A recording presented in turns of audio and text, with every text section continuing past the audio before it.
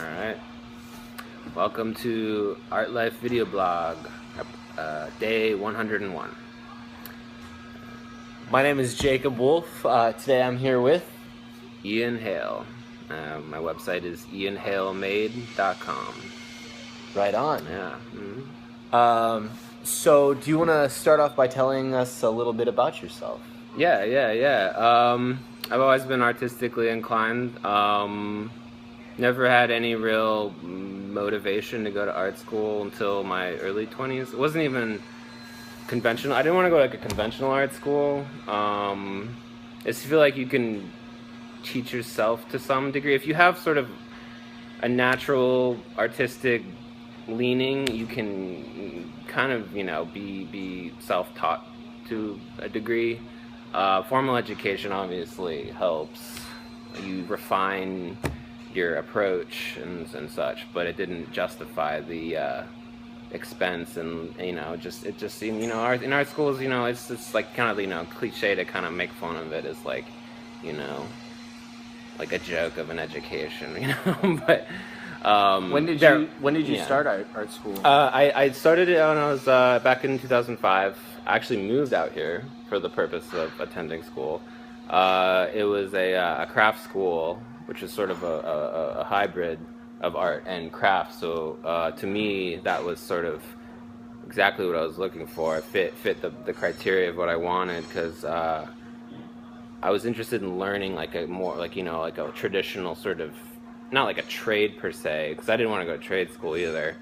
But I wanted to learn something that could be applied like in a sort of a trade career, but also has artistic elements and artistic potential. So did you go for like welding? No. I did woodworking. The program at my school, the metals program at my school, was all sort of small scale jewelry, non-ferrous, precious metal-y stuff. There was a little bit of welding, but that wasn't like the emphasis. I mostly self-taught welder. I've taken a couple classes, nothing extensive. But no, woodwork. It was primarily woodworking, and so I mean the curriculum was based around conventional joinery and things like that. It was definitely, it adhered to a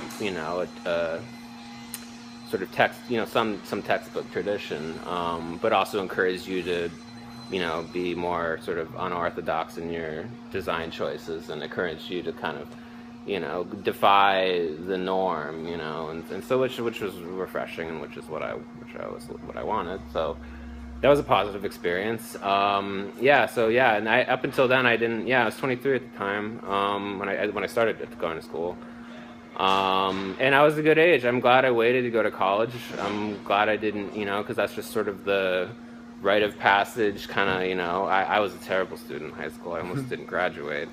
And so I needed some time to just kind of, collect some so-called real-world experience, and until I was mentally prepared to actually take an education seriously. So I didn't give a shit about anything in high school. Right. It would have probably been a disaster if I tried going to. So did you do a lot better in college? Yeah, I did. I did. I was really actually committed to just I wasn't trying to be teacher's pet, perfect student or anything, but I took it seriously, and I learned as much as I could, and it was a great learning experience. What were your inspirations to get into like woodworking? Were there people in your life? That's a good question, because I'm not sure what exactly instigated that. I remember, because at the time I was kind of torn about like, it was in my early 20s. That's a pivotal moment. What do you want to do? Where do you want to go? What do you want to learn?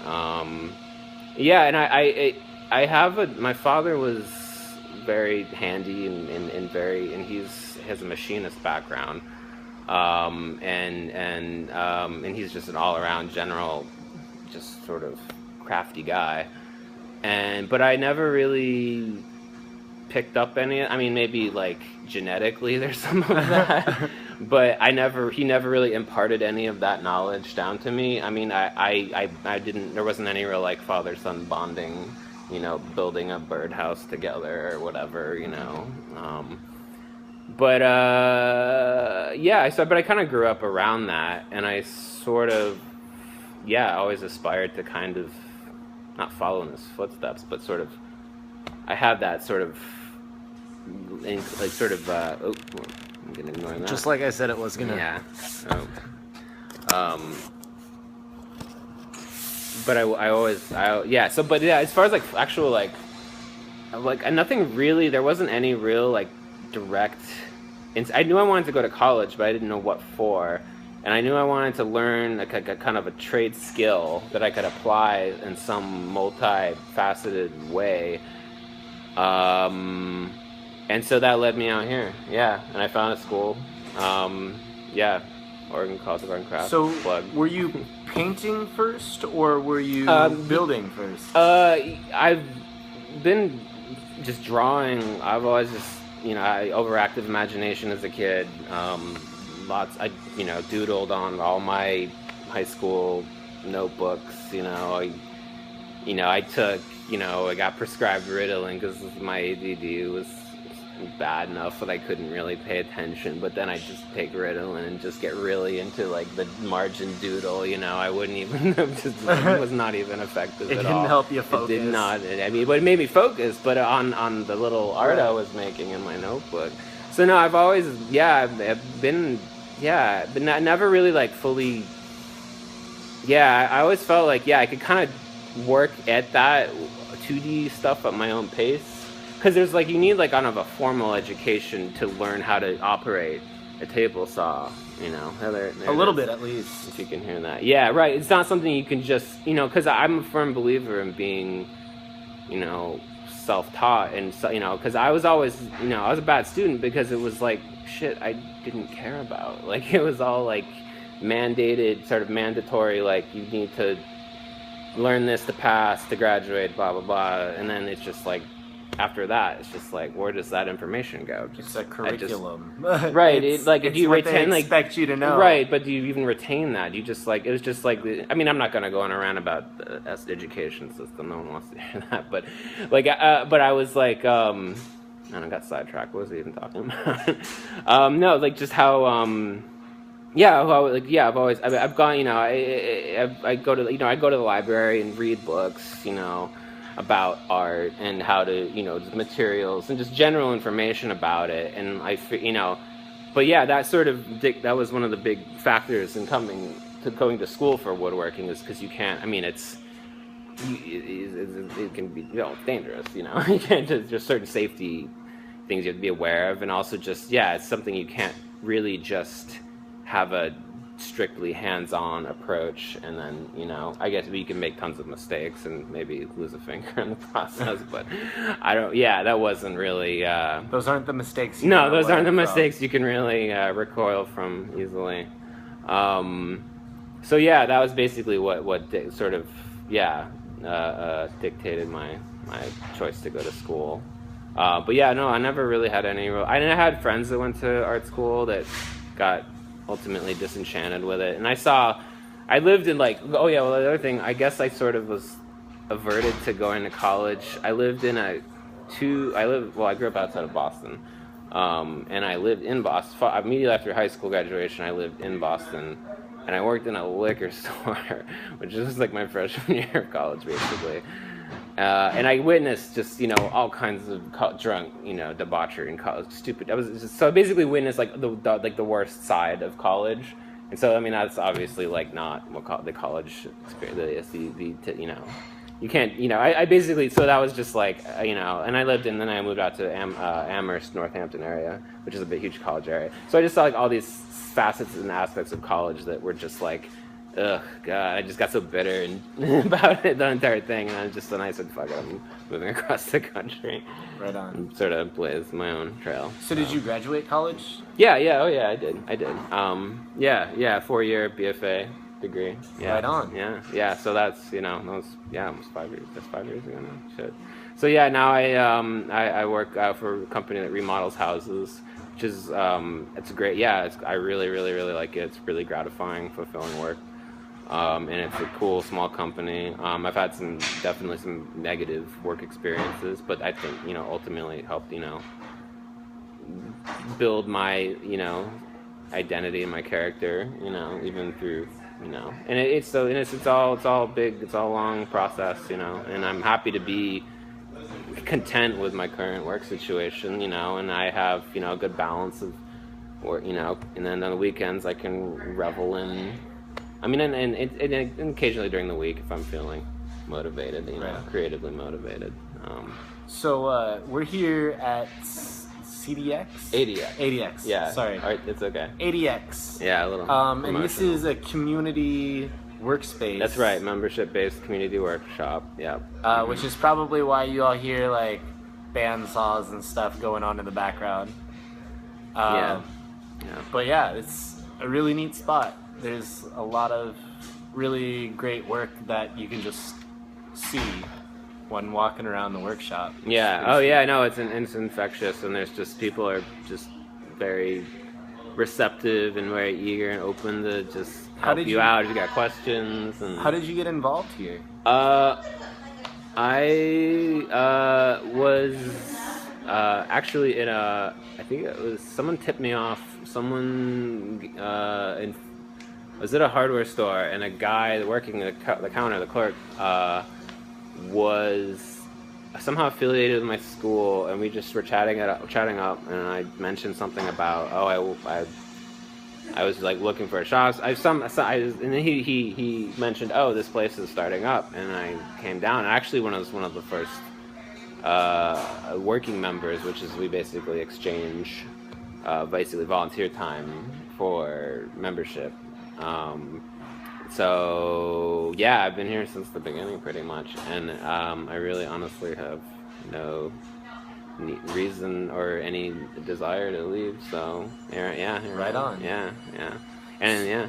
So this is something that you're working on. Yeah, this is wood and metal are my two primary medium materials, and it's a work in progress. It's a legless table right now. It's a small table. Might step up the scale if anyone wants to. Yeah, if anyone wants a bigger one. Really cool. Yeah. What did you say you were gonna do with this? You were gonna add legs or something? Yeah, well, these extending pieces, I was going to attach at an angle, three legs. The sort of tripod. One of the benefits of three legs is you don't have to worry about leveling it. It's self-leveling, 3 points of contact. Just kind of integrating those legs into these shapes, and then have just maybe like trying to keep it proportional, so it's like lifted up, a little bit, but it doesn't look precarious. Because it's such, it could be considered kind of like a prototype or a mock-up, if you will. Most of my work is just like I don't even know how. I've had some. I haven't really. It's my own damn fault. I'm terrible at self-promotion, or just sort of, and I haven't really. Portland's such a vibrant art community, and I haven't really made any real serious effort to really put myself out there. So I'm basically just been like accumulating like just I've sold a couple things. I sold on Etsy. I sold a jewelry box, and then I sold a shelving unit to some guy in Paris, which was a thrill. That was exciting. Yeah, that was a big boost to my self-esteem. But aside from that, like this, I need my apartment's getting really full. I gotta start trying to keep the flow going out a little bit. So, but whatever. I'll cross that bridge when I get to it. I'm not. Yeah. Yeah.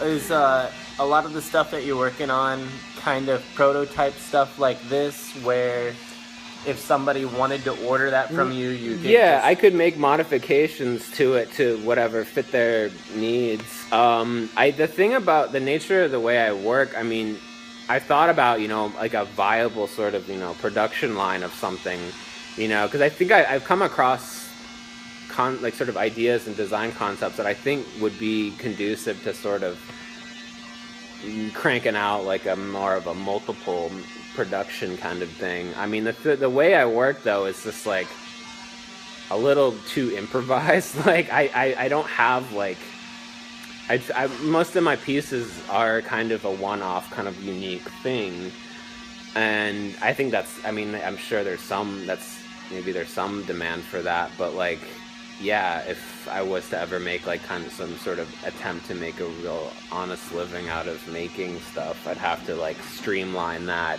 process and have it so I could actually just sort of make multiples in a time efficient fashion, you know, because the way I work, I just kind of at my own leisure and just whatever sort of flights of fancy I have and just kind of spiral off into their own direction. And but I think there's some latent potential in a lot of the stuff I build to kind of either simplify it or just get it so it's more of a I could crank it out more easily. If there was like someone wanted, there was like suddenly like a huge, you know, sensation, some sudden interest, you know. How much time do you spend here? I close. I'm required to be here on Saturday night, which is not. It's just kind of perfect because it's usually dead quiet and I have total run of the shop. And are you like a steward? Yeah, exactly. Yeah, it's they call shop stewards. Just general. Yeah, I mean, I you know take out the trash and I clean up at the end of the night and whatever other chores need to happen. Empty dust collector, whatnot. But so that's like 4 hours. But I'm usually here like. Occasionally I'll be here on the weekdays if I'm just like, sometimes I get like, you know, one-track minded about a project I want to finish or something, and I get in here and I get, you know, dedicated enough, come in after work, but, no, I'm in here like probably, I want to say maybe like 10 to 15 hours a week, give or take. Yeah. Mm-hmm. Yeah. And do you paint a lot too, or is that kind of a more of a hobby? Oh yeah, well that's. I mean, this. I guess you could consider this a hobby also. But no, I paint like more just. It's it. I have a little drafting table at home, you know, and that's more conveniently accessible to just sort of, you know, and it's easier to kind of like. It's just there, and it's if I feel like doing it, I'll do it. You know, it's like, I mean, well, I guess that's the other thing is at work I'm using saws and such, and I don't want to just like it feels like kind of an extension of the work day if I come in here after that. But yeah, I paint at home on a regular basis. I make frames here, which is cool.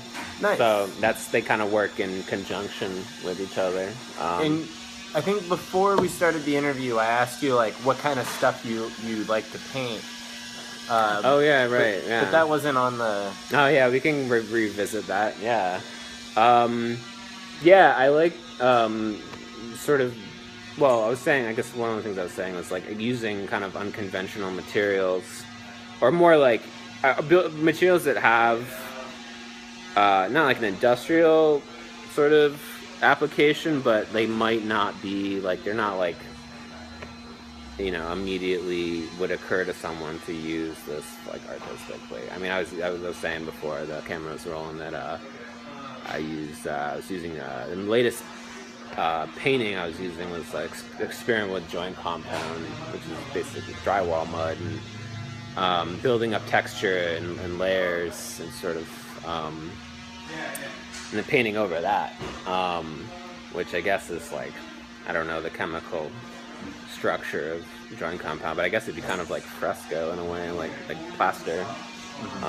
which I mean obviously has a long history, so I'm not exactly breaking any ground. But it's all about self-exploration. yes, there you go. All right, oh, I like that.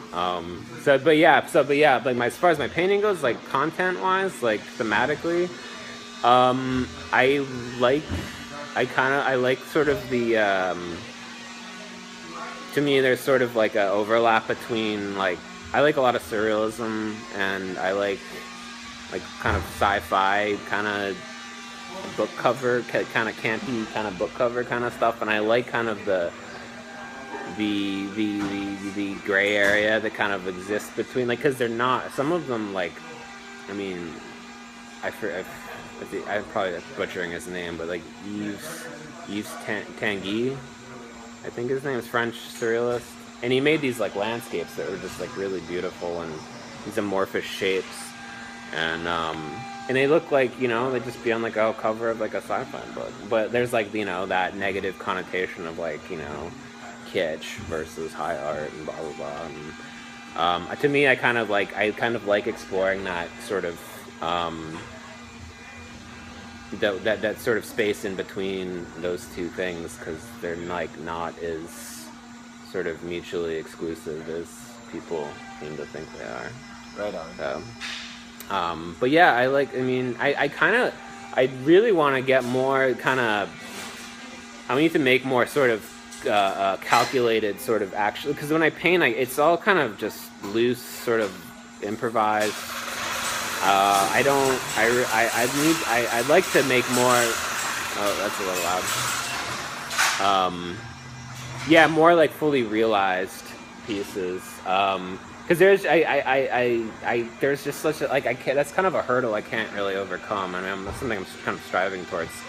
This is my 2D stuff. Because there's always this, I usually start off with just kind of like just kind of free form, just kind of let my hand kind of wander around and just kind of let whatever happens take shape, and then like, but yeah, so I'm trying to get more of like kind of a concerted kind of, or more of like just a general like sort of determined approach, not just some sort of loose. I mean, which I think there's some ideas that that sort of spawn out of that. But yeah, just like I need to get better at actually just like dialing in an idea and like letting it sort of reach its logical conclusion in the form of a painting. Yeah, something. Yeah, right on. Yeah. Oh no, we got some. We got piano background music on. Damn the it! It's the worst possible. It's usually not this noisy. So, where do you want to go in the future? Do you want your art to take you away from your job, or do you want to stay at your job? Eventually, I mean, the thing about my job, the thing about my job that I love is I'm learning a ton, because I can't tell. I hope this is audio is picking this up. The audio is really good on this. Okay. We'll just speak up a little bit. All right. So, yeah, one of the big perks of my job, what I really enjoy about it is that it's kind of, I mean, it's the my background is more in fine woodworking, and this is kind of like a more rough side of things. It's more like frame. You know, I'm building like right now I'm actually building a catio, which is like a patio for a cat. It's like a framed enclosure. But it's gonna have like, it's like a little mudroom for the humans to take their shoes off, but then the actual like other half of it's gonna be like a little cat habitat. And so like it's like so it's like I'm learning a ton about building trade stuff, and I mean that some of that stuff might kind of spill over into my art sort of life. So yeah, I think that's cool, to just like staying open-minded to like the potential of sort of you know, on a more a building trade kind of colliding with more artistic stuff, and so I'm learning a ton, and I get, you know, ideas strike me during the day, and I, you know, jot them down. You know, it's not mindless work. Sometimes it is. I mean, you know, sometimes I'm just, you know, if I'm painting, my mind will wander towards some kind of idea. So it's cool having that. So there's always stuff happening. Do you show in mentally? Do you show in galleries right now? No. My art sort of career is basically non-existent. I haven't really shown in any galleries. I haven't, like I said earlier, I really haven't really made any serious attempt to kind of immerse myself in the art world here. I have dispersed my cards around. I mean, you said you found one of my cards, my old cards. I shouldn't really make new ones. So I've just sort of sprinkled those around, but like, so I mean, obviously that's, you know, been fruitful, fruitful a little bit, but no, aside from that, I mean, I haven't really done much actual, showing of any galleries. So I'm thrilled this, you know, I'm honored that, you know, I'll be doing this interview and have this opportunity. Yeah. There's,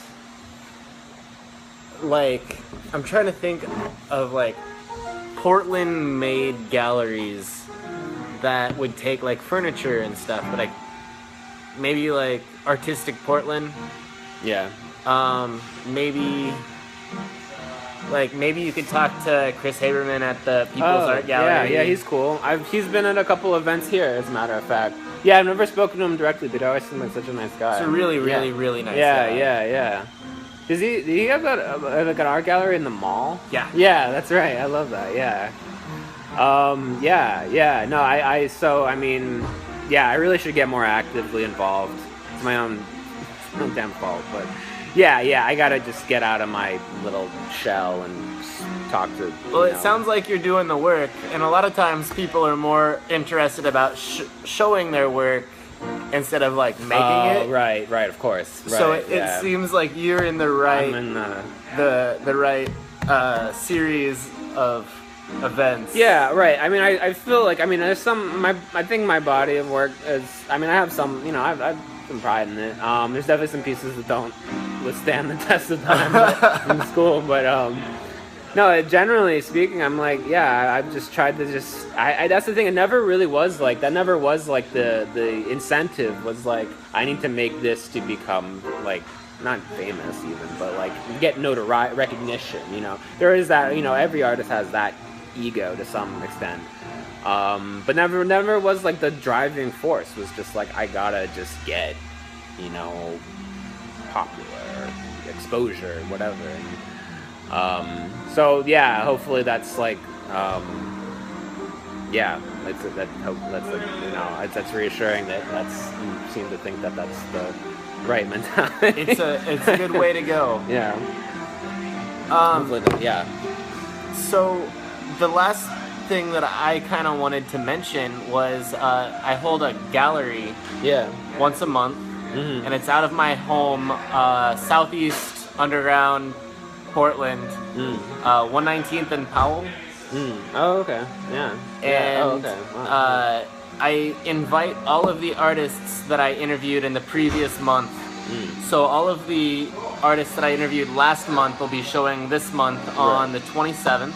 Okay. And you're more than welcome to come check it out. There's going to be free food, free booze, live music, we'll paint on the walls, and sounds like a blast. Yeah. I do a raffle. So all of the artists that I interview, I ask if there's something small that they wouldn't mind donating towards the raffle, and then I ask guests if they're interested. They donate $5 or more towards the Art Life video blog, and Fourth Effin' Friday, which is what the gallery's called. Yeah, because it's the fourth Effin' Friday of the month.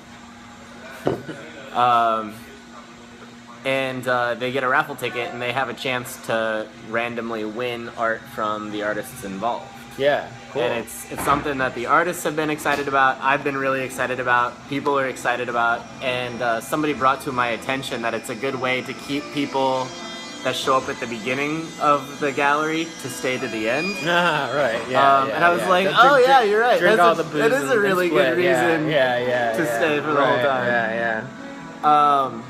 But next month will be April 24th, and you're welcome to show if you're interested. Oh, sure. Yeah, absolutely. Yeah.